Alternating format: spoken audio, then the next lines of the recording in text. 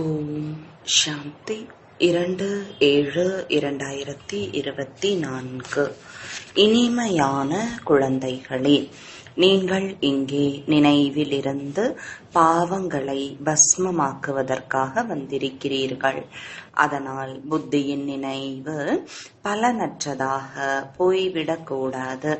இந்த விஷயத்தில் முழு கவனம் வைக்க வேண்டும். கேள்வி: எந்த ஒரு சூட்சும விகாரம் கூட இறுதி நேரத்தில் துன்பத்தை நிலைக்க செய்து விடும். பதில்: சூட்சுமத்திலும் கூட பேராசையின் விகாரம் இருந்தால், ஏதாவதொரு பொருளை பேராசையின் காரணத்தால் தன்னிடம் சேர்த்து வைத்திருந்தால், அதுவே கடைசியில் துன்பத்தின் ரூபத்தில் நினைவிற்கு வரும். அதனால் பாபா கூறுகிறார், குழந்தைகளே, தன்னிடம் எதையும் வைத்துக் கொள்ளாதீர்கள். நீங்கள் அனைத்து சங்கல்பங்களையும் கூட ஒருங்கிணைத்து பாபாவின் நினைவில் இருப்பதற்கான பழக்கத்தை ஏற்படுத்திக் கொள்ள வேண்டும். அதனால் ஆத்ம உணர்வில் இருப்பதற்கான பயிற்சியை செய்யுங்கள். ஓம் சாந்தி. குழந்தைகளுக்கு தினம்தோறும் பாபா நினைவுபடுத்துகிறார், ஆத்ம உணர்வு உடையவர் ஆகுங்கள். ஏனென்றால் புத்தி எங்கும் அங்கும் அலைகிறது. அஞ்ஞான காலத்திலும் கூட கதைகள் முதலியவற்றை கேட்கும் போது புத்தி வெளியில் அலைகிறது. இங்கும் கூட புத்தி அலைகிறது. அதனால் தினம்தோறும் பாபா கூறுகிறார், ஆத்ம உணர்வுடையவர் ஆகுங்கள். அவர்களோ சொல்வார்கள், நான் சொல்வதன் மீது கவனம் வையுங்கள், தாரணை செய்யுங்கள். சாஸ்திரம் சொல்கிறார்கள் என்றால் வசனத்தில் கவனம் வையுங்கள் என்பார்கள். இங்கே பாபா ஆத்மாக்களுக்கு சொல்லி புரிய வைக்கிறார், நீங்கள் அனைவரும் மாணவர்கள், ஆத்ம உணர்வுடையவராகி இருங்கள். சிவபாபா படிப்பு சொல்லிக் கொடுப்பதற்காக வருகிறார் என்று புரிந்து கொண்டிருக்கிற வேறு எந்த ஒரு கல்லூரியும் இருக்காது. அத்தகைய ஒரு பாடசாலை சங்கம யுகத்தில் நிச்சயமாக இருக்க வேண்டும். மாணவர்கள் அமர்ந்துள்ளனர். பரமபிதா பரமாத்மா வருகின்றார். நமக்கு படிப்பு சொல்லிக் கொடுக்க என்பதை அறிந்துள்ளனர். சிவபாபா நமக்கு கற்றுத் தருவதற்காக வருகிறார். முதல் விஷயத்தை கூறுகிறார், நீங்கள் தூய்மையாக வேண்டும் என்றால் என்னை நினைவு செய்யுங்கள். ஆனால் மாயை அடிக்கடி மறக்கச் செய்து விடுகிறது. அதனால் பாபா எச்சரிக்கை செய்கிறார், யாருக்காவது சொல்லி புரிய வைப்பது என்றாலும் முதலாவது விஷயம் இறைவன் யார் என்பதை சொல்லி புரிய வையுங்கள். பதீத பாவனன், துக்கத்தை நீக்கி சுகத்தை கொடுக்கக்கூடிய இறைவன் எங்கே இருக்கிறார்? இதையும் கூறுங்கள். அனைவரும் அவரை நினைவு செய்கிறார்கள். எப்போதாவது ஆபத்து வந்தால் கூறுகிறார்கள், பகவானே கருணை காட்டுங்கள். யாரையாவது காப்பாற்ற வேண்டும் என்றாலும் பகவானே, ஓ இறை தந்தையே, எங்களை துக்கத்திலிருந்து விடுவியுங்கள் என்று அவரை அழைக்கிறார்கள். அனைவருக்கும் துக்கம் உள்ளது. சத்யுகத்தை சுகதாமம் என்றும் கலியுகத்தை துக்கதாமம் என்றும் சொல்லப்படுகிறது என்பது உறுதியாக தெரிந்துள்ளது. குழந்தைகள் இதை அறிவார்கள். ஆனாலும் மாயை மறக்கச் செய்து விடுகிறது. இந்த நினைவில் அமர வைக்கிற வழக்கமும் நாடகத்தில் உள்ளது. ஏனென்றால் அநேகர் உள்ளனர், அவர்கள் நாள் முழுவதும் நினைவு செய்வதே இல்லை. ஒரு நிமிடம் கூட நினைவு செய்வது இல்லை. பிறகு நினைவுபடுத்துவதற்காக இங்கே அமர்த்தி வைக்கப்படுகின்றனர். நினைவு செய்வதற்கான யுக்தி யுக்தியை கூறுகின்றார் என்றால் உறுதியாகி விடுவார்கள். பாபாவின் நினைவின் மூலம்தான் நாம் சதோ பிரதானம் ஆக வேண்டும். சதோ பிரதானம் ஆவதற்காக பாபா முதல் தரமான உண்மையான யுக்தியை சொல்லி இருக்கிறார். பதீத பாவனர் ஒருவர்தான். அவர் யுக்தியை கூறுகிறார். இங்கே குழந்தைகளாகிய நீங்கள் எப்போது பாபாவுடன் நினைவில் இருக்கிறீர்களோ அப்போது அமைதியில் இருக்கிறீர்கள். புத்தியின் நினைவு அங்கே இங்கே சென்றது என்றால் அமைதியில் இல்லை. அமைதியற்ற நிலையில் இருப்பதாக பொருள். எவ்வளவு நேரம் புத்தியின் நினைவு இங்கே அங்கே சென்றதோ அந்த அளவு அது பலனற்றதாகும். ஏனென்றால் பாவம் நீங்குவது இல்லை. உலகம் இதை அறிந்திருக்கவில்லை. பாவம் எப்படி நீங்குகிறது? இவை மிகவும் ஆழமான விஷயங்கள். என் நினைவிலேயே அமர்ந்திருங்கள் என்று பாபா கூறியிருக்கிறார். ஆக எதுவரை நினைவின் தொடர்பு இணைந்துள்ளதோ அவ்வளவு நேரம் வெற்றிதான். சிறிதாவது புத்தி இங்கே அங்கே சென்றது என்றால் நேரம் வீணாயிற்று, பலனற்று போனது. பாபாவின் கட்டளை, குழந்தைகளே என்னை நினைவு செய்யுங்கள். நினைவு செய்யவில்லை என்றால் பலன் இல்லை. இதனால் என்னவாகும்? நீங்கள் விரைவாக சதோ பிரதானம் ஆக மாட்டீர்கள். பிறகு பழக்கமாகிவிடும். இது நடைபெற்று கொண்டே போகும். ஆத்மா இந்த பிறவியின் பாவங்களை அறிந்துள்ளது. எனக்கு நினைவு இல்லை என்று யாராவது சொல்லலாம். ஆனால் பாபா கூறுகிறார், 3-4 வயதில் இருந்தே அனைத்து விஷயங்களும் நினைவில் இருக்கும். பின்னாளில் எவ்வளவு பாவங்கள் நடைபெறுகின்றனவோ அந்த அளவு ஆரம்பத்தில் நடைபெறுவது இல்லை. நாளுக்கு நாள் குற்ற பார்வையாகிக் கொண்டே செல்கிறது. திரேதா யுகத்தில் 2 கலைகள் குறைந்து விடுகின்றன. சந்திரனுக்கு 2 கலைகள் எவ்வளவு சமயத்தில் குறைகின்றன? கொஞ்சம் கொஞ்சமாக குறைந்து கொண்டே செல்கின்றன. பிறகு 16 கலை முழுமையானது என்றும் சந்திரனை கூறுகின்றனர். சூரியனுக்கு அவ்வாறு சொல்வது இல்லை. சந்திரனுடையது 1 மாதத்திற்கான விஷயம். இது பிறகு கல்பத்தின் விஷயம். நாளுக்கு நாள் கீழே இறங்கிக் கொண்டே செல்கின்றனர். பிறகு நினைவு யாத்திரை மூலம் மேலே ஏற முடியும். பிறகு நாம் நினைவு செய்ய வேண்டும், மேலேறி செல்ல வேண்டும் என்ற தேவை இருக்காது. சத்தியுகத்திற்கு பிறகு கீழே இறங்க வேண்டும். சத்தியுகத்திலும் நினைவு செய்தால் கீழே இறங்கவே மாட்டார்கள். நாடகப்படி இறங்கியே ஆக வேண்டும். ஆக நினைவு செய்வதே இல்லை.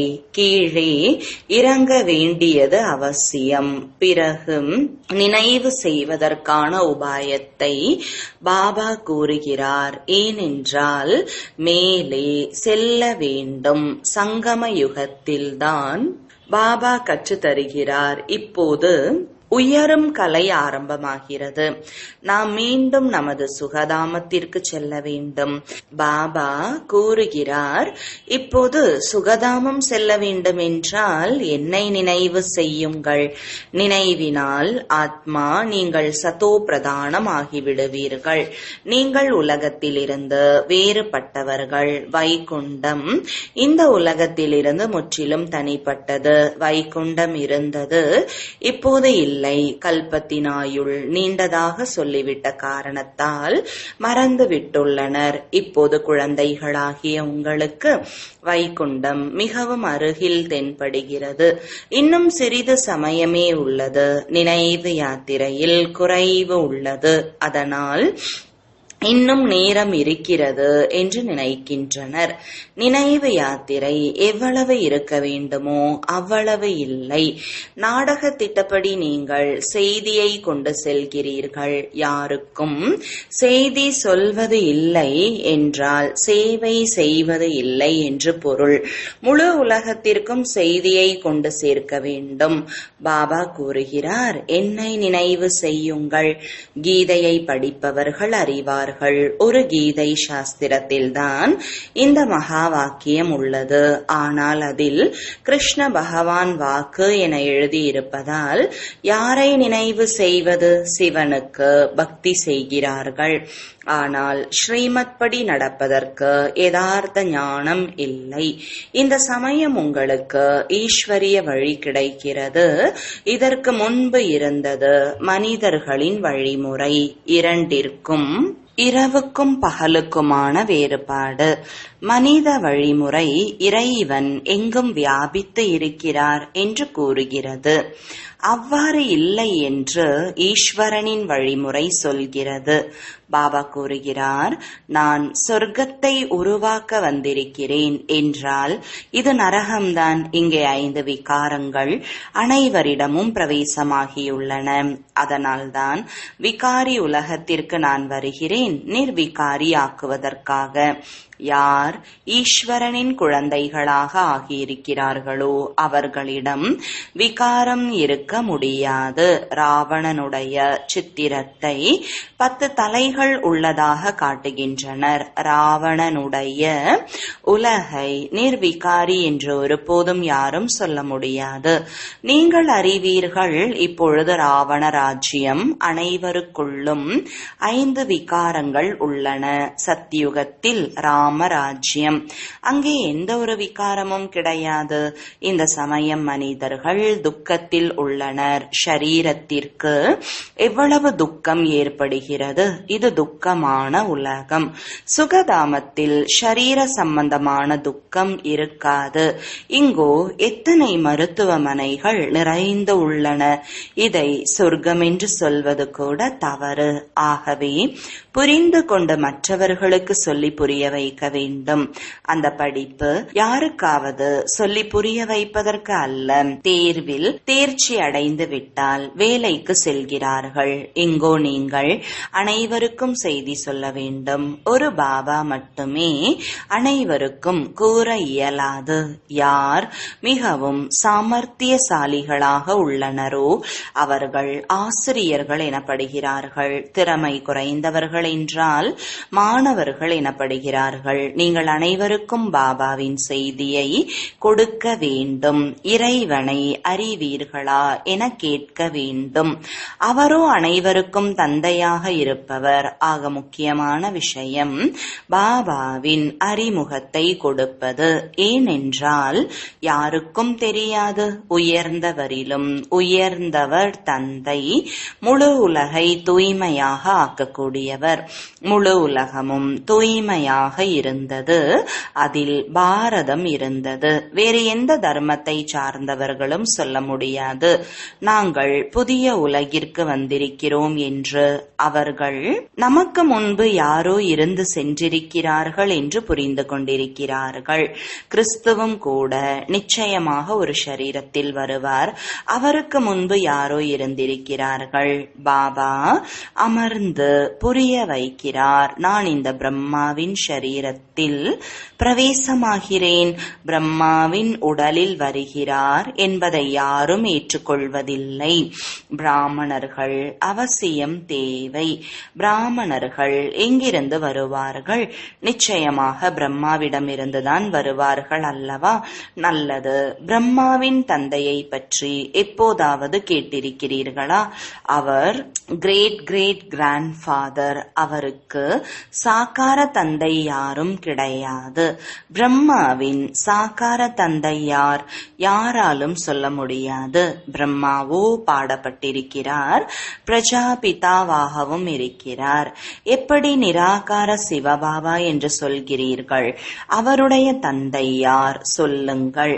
பிறகு சாக்கார பிரஜாபிதா பிரம்மாவின் தந்தை யார் என்று சொல்லுங்கள். சிவபாபாவோ தத்தெடுக்கப்பட்டவர் அல்ல. இந்த பிரம்மா தத்தெடுக்கப்பட்டவர். இவரை சிவபாபா தத்தெடுத்திருக்கிறார் என சொல்வீர்கள். விஷ்ணுவை சிவபாபா தத்தெடுத்திருக்கிறார் என்று சொல்ல மாட்டீர்கள். இதையோ நீங்கள் அறிவீர்கள். பிரம்மாதான் விஷ்ணு ஆகிறார். தத்தெடுக்கப்பட்டவர் அல்ல. சங்கரை பற்றியும் சொல்லப்பட்டுள்ளது. அவருக்கு பாகம் எதுவும் கிடையாது. பிரம்மாதான் விஷ்ணு ஆகிறார். விஷ்ணுவே பிறகு பிரம்மா ஆகிறார். இது 84 பிறவிகளின் சக்கரம். சங்கர் பிறகு எங்கிருந்து வந்தார்? அவருடைய படைப்புகள் எங்கே? பாபாவுக்கோ படைப்புகள் உள்ளன. அவர் அனைத்து ஆத்மாக்களின் தந்தை மற்றும் பிரம்மாவின் படைப்பு அனைத்து மனிதர்கள் ஆவர். சங்கரின் படைப்பு எங்கே? சங்கர் மூலம் எந்த ஒரு மனித உலகமும் படைக்கப்படுவதில்லை. பாபா இந்த அனைத்து விஷயங்களையும் சொல்லி புரிய வைக்கிறார். பிறகும் கூட குழந்தைகள் அடிக்கடி மறந்து விடுகின்றனர். ஒவ்வொருவரின் புத்தியும் வரிசைப்படியாக உள்ளதல்லவா? எவ்வளவு புத்தியோ அந்த அளவு ஆசிரியரின் படிப்பை கடைபிடிக்க முடியும். இது எல்லையற்ற படிப்பு. படிப்பின் படிதான் வரிசைப்படி பதவியை அடைகின்றனர். படிப்பு ஒன்றுதான் மனிதனிலிருந்து தேவதை ஆவதற்கானது. ஆனால் ராஜ்யம் உருவாகிறது அல்லவா? இதுவும் புத்தியில் வர வேண்டும். நாம் எந்த மாதிரி பதவியை பெறுவோம்? ராஜா ஆவது என்றால் அது முயற்சியின் காரியம். ராஜாக்களிடம் தாசதாசிகளும் வேண்டும். யார் தாசதாசிகளாக ஆகிறார்கள்? இதை நீங்கள் புரிந்து கொள்ள முடியும். வரிசைப்படியான முயற்சியின் அடிப்படையில் ஒவ்வொருவருக்கும் தாசதாசிகள் கிடைப்பார்கள். ஆகவே பல பிறவிகளாக தாசதாசியாக ஆகிற மாதிரி படிக்க கூடாது. உயர்ந்தவராக ஆவதற்கு முயற்சி செய்ய வேண்டும். ஆக உண்மையான அமைதி பாபாவின் நினைவில்தான் உள்ளது. கொஞ்சம் கூட புத்தி இங்கே அங்கே சென்றால் நேரம் வீணாகிவிடும், வருமானம் குறைந்துவிடும், சதோ பிரதானம் ஆக முடியாது. இதுவும் புரிய வைக்கப்பட்டுள்ளது. அதாவது கைகளால் காரியம் செய்து கொண்டே இருங்கள், மனதால் நினைவு செய்யுங்கள். சரீரத்தை ஆரோக்கியமாக வைத்திருப்பதற்காக நடந்து சுற்றி வருவது இதெல்லாம் செய்யுங்கள். ஆனால் புத்தியில் பாபாவின் நினைவு இருக்க வேண்டும். அருகில் யாராவது இருந்தால் வீண் பேச்சுகளில் ஈடுபடக்கூடாது. ஒவ்வொருவருடைய மனமும் சாட்சியாக உள்ளது. பாபா புரிய வைக்கிறார். இத்தகைய நிலையில் சுற்றி வாருங்கள். பாதிரியார்கள் முற்றிலும் அமைதியில் செல்கின்றனர். நீங்கள் ஞான விஷயங்களை நாள் முழுவதும் பேசுவது இல்லை. பிறகு அமைதியாக இருந்து சிவபாபாவின் நினைவில் ரேஸ் செய்ய வேண்டும். பாபா கூறுகிறார், சாப்பிடும் பொழுது பாபாவின் நினைவில் அமர்ந்து சாப்பிடுங்கள். உங்களது சார்ட்டை பாருங்கள்.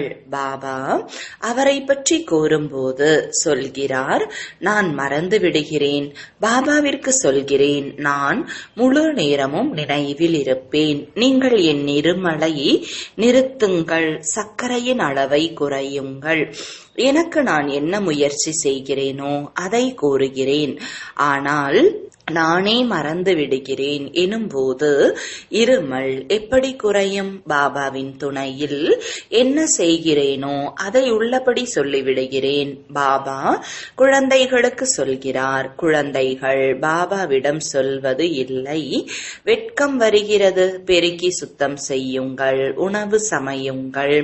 அப்போதும் சிவபாபாவின் நினைவில் செய்யுங்கள். அப்போதுதான் சக்தி வரும். இதற்கும் யுக்தி வேண்டும். இதில் உங்களுக்கு நன்மை ஏற்படும். பிறகு நீங்கள் நினைவில் அமர்வீர்கள் என்றால் மற்றவர்களுக்கும் கவர்ச்சி ஏற்படும். ஒருவர் மற்றவர்களுக்குள் கவர்ச்சி ஏற்படத்தான் செய்கிறது அல்லவா? எவ்வளவுக்கெவ்வளவு நீங்கள் அதிகமாக நினைவில் அமர்கிறீர்களோ அவ்வளவு நல்ல அமைதி நிலவும். ஒருவர் மற்றவர் மீதான தாக்கம் நாடகப்படி ஏற்படத்தான் செய்கிறது. நினைவு யாத்திரை மிகவும் நன்மை செய்யக்கூடியது. இதில் பொய் பேசுவதற்கான தேவை இல்லை. உண்மையான தந்தையின் குழந்தைகள் என்றால் உண்மையானவர்களாக நடந்து கொள்ள வேண்டும். குழந்தைகளுக்கு அனைத்தும் கிடைக்கிறது. உலகின் ராஜ்ய பதவி கிடைக்கிறது என்றால் பிறகு பேராசையில் 10-20 சேலைகளை ஏன் சேர்த்து வைக்கிறீர்கள்?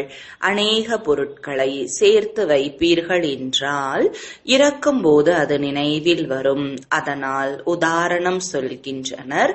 கணவனிடம் மனைவி கூறினார், ஊன்றுகோலை விட்டு விடுங்கள். இல்லை என்றால் இதுவும் கூட நினைவிற்கு வரும். சிறிது கூட நினைவு இருக்கக்கூடாது. இல்லை என்றால் தனக்குத்தானே கஷ்டத்தை ஏற்படுத்திக் கொள்கிறீர்கள். பொய் சொல்வதால் 100 மடங்கு பாவம் சேர்கிறது. சிவபாபாவின் களஞ்சியம் எப்பொழுதும் நிறைந்துள்ளது. அதிகமாக வைத்துக் கொள்வதற்கான தேவை என்ன இருக்கிறது? யாருக்காவது திருட்டு நடந்துவிட்டால் அனைத்தும் கொடுக்கப்பட்டு விடுகிறது. குழந்தைகளாகிய உங்களுக்கு ராஜ்ய பதவி கிடைக்கிறது. அப்படி இருக்கும்போது உடை முதலியவை கிடைக்காதா? தவறான செலவு மட்டும் செய்யக்கூடாது.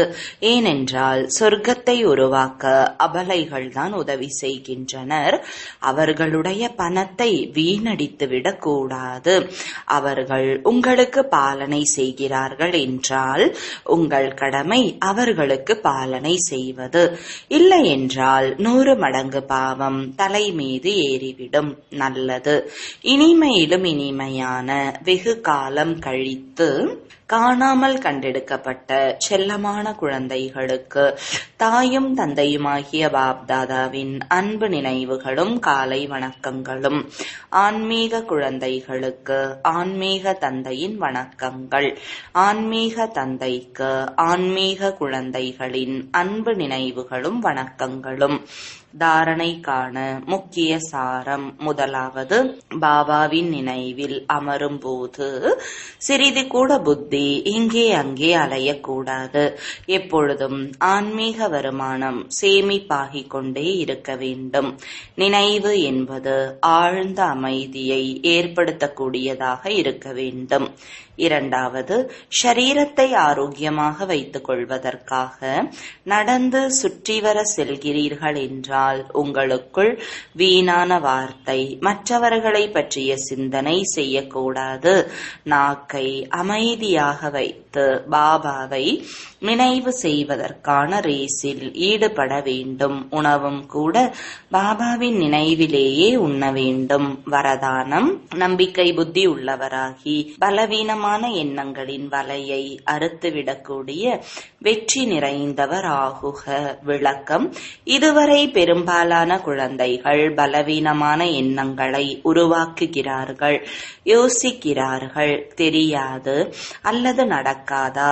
என்ன நடக்கும்? இந்த பலவீனமான எண்ணங்கள் தான் தடையாகி விடுகின்றன மற்றும் வெற்றி அந்த சுவருக்கு உள்ளே மறைந்து விடுகிறது. மாயை பலவீனமான எண்ணங்களின் வலையை விரித்து விடுகிறது. அந்த வலையில் சிக்கிக் கொள்கின்றனர். எனவே நான் நம்பிக்கை புத்தியுடைய வெற்றியாளன். வெற்றி எனது பிறப்புரிமை. இந்த நினைவின் மூலம் பலவீனமான எண்ணங்களை முடித்து விடுங்கள். ஸ்லோகன். மூன்றாவது கண் ஜுவாலாமுகி சொரூபத்தில் திறந்து இருந்தால் மாயை சக்தியற்றதாக மாறிவிடும். ஓம் சாந்தி.